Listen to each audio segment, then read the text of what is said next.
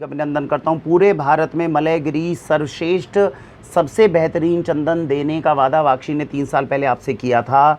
मैं आपको आज की वीडियो में बताना चाहता हूं कि जब वाक्षी से अगर आप चंदन ऑर्डर कर रहे हैं तो चंदन किस तरह का पहुंचेगा, क्या हमें उससे उम्मीद करनी चाहिए और कैसे हम पहचान करें कि वो हमारे पास ओरिजिनल चंदन है।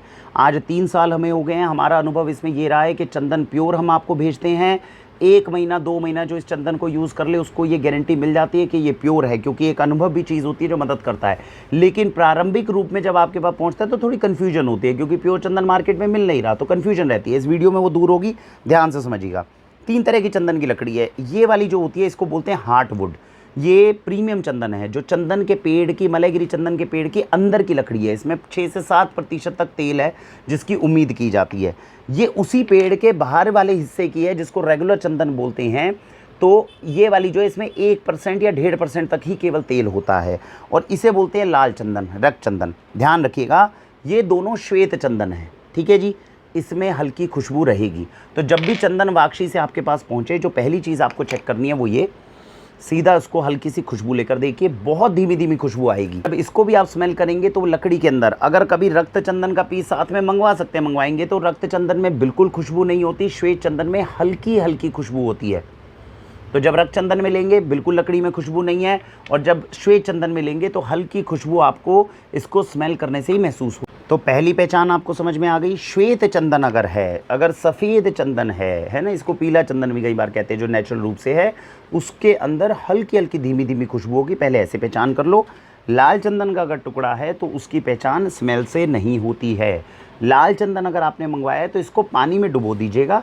कोशिश करते हैं हम वो पीसीज ही आपको भेजें जो पानी में डूब जाएं। हालांकि अगर लाल चंदन पानी में नहीं डूबता इसका मतलब ये नहीं कि वो ओरिजिनल नहीं है, लेकिन हम कोशिश करते हैं ताकि आपके लिए पहचानना आसान हो जाए, इसलिए वो डूब जाएगा तो ये है। तो दोनों की पहचान का पहला तरीका पहचान लिया आपने। अब आते हैं हम इसको घिसने में।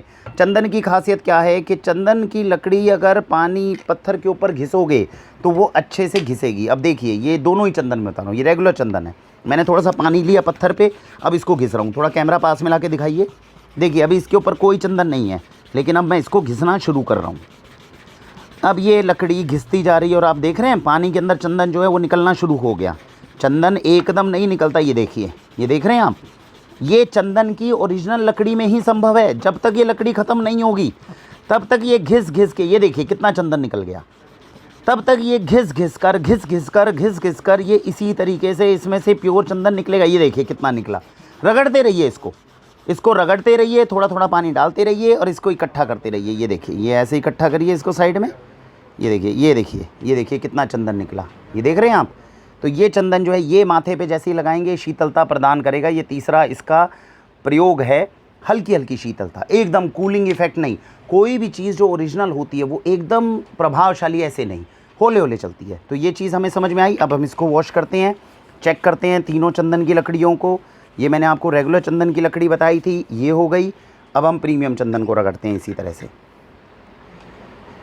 कई बार वाक्षी के पास में, वैसे तो 99% केस में जब जो भी बंधु हैं वो जब यूज़ करते हैं तो उनको अपने आप प्रभाव पता चल जाता है, लेकिन कई बार कन्फ्यूजन होती है। हम खुद हैरान हैं, कुछ बंधु ये कहते हैं सर हम घिस रहे हैं चंदन नहीं निकल रहा, कैसे पॉसिबल है। आप इसको रगड़िए और लगातार रगड़िए इसको। चंदन घिसना आसान नहीं होता, लेकिन लगातार रगड़ेंगे तो चंदन उसमें से निकलेगा ही निकलेगा। ये आपके सामने दोबारा से इसको रगड़ा जा रहा है। शुरू के अंदर नई नई लकड़ी होती है ना, हल्का सा थोड़ा प्रभाव